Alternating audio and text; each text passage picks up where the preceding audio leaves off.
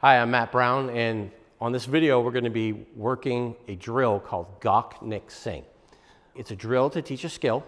It teaches a wide range of skills, everything from a principle from the Filipino martial arts called tappy-tappy, which means counter for counter, or it can just teach simple arm conditioning, or it can even encompass how to move from one position to the other.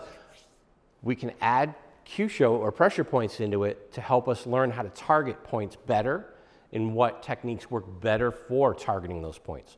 Gock, Nick, Sing comes from a Chinese martial art called Wing Chun Kung Fu, and it was originally designed as an arm conditioning drill.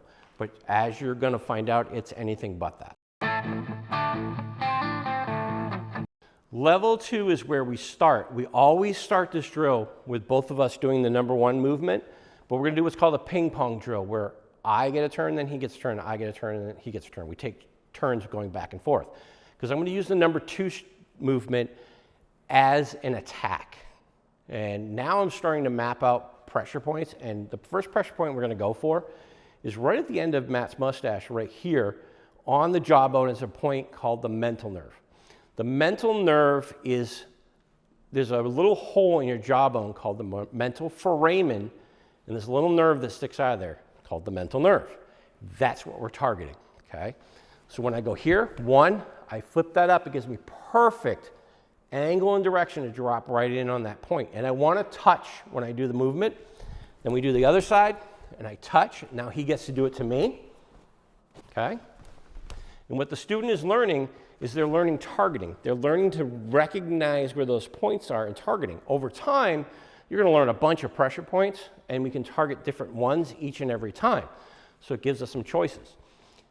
In the grand scheme of things, even if I miss, I still just struck him in the jaw. So I'm still kind of one up in the game here. So we come in with a 1, and I tap. Come in with 1, and I tap. Then he gets to do it to me, okay? All right?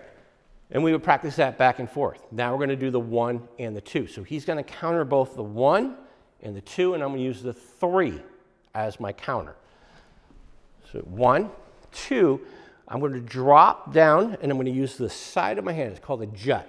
And I'm going to hit right above his belt, right on top of the hip bone on a point called Gall Bladder 26. And I'm going to drop straight down in, and I'm going to drop my weight. So again, we go 1, 2, and I drop.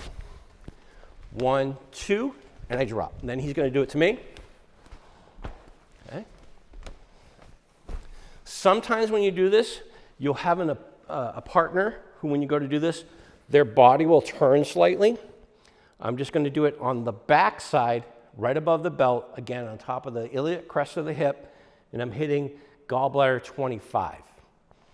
So it doesn't matter if the person's body turns or rotates over slightly, okay? Now we're going to go to the last move. So he's going to counter the 1, the 2, and the 3, and I'm going to use the number 4 as my strike.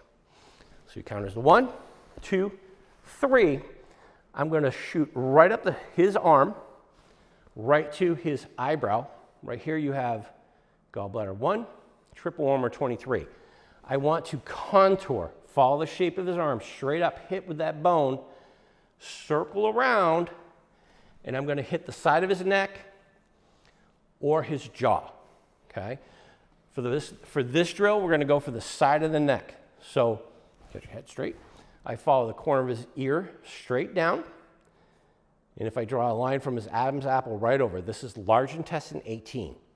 It's right on the sternocleidoid mastoid muscle, and it's on the jugular vein and the Herring's nerve. If I hit it, I get that kind of reaction, okay? So 1, 2, 3, shoot up, hit, circle around, chop. Same thing, 1, 2, 3, shoot up, hit, circle around, chop. Now he gets to do it to me.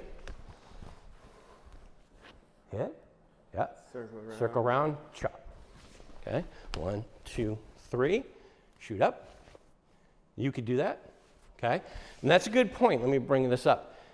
Now, he didn't target my eye, and that's perfectly fine, because I want to use that shape of his arm and contour up. I can hit underneath the cheekbone You can hit underneath the jawbone.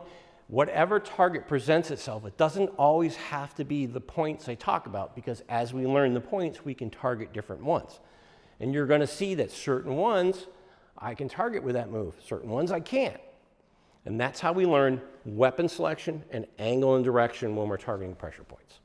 And that's how this drill, level 2, teaches us targeting.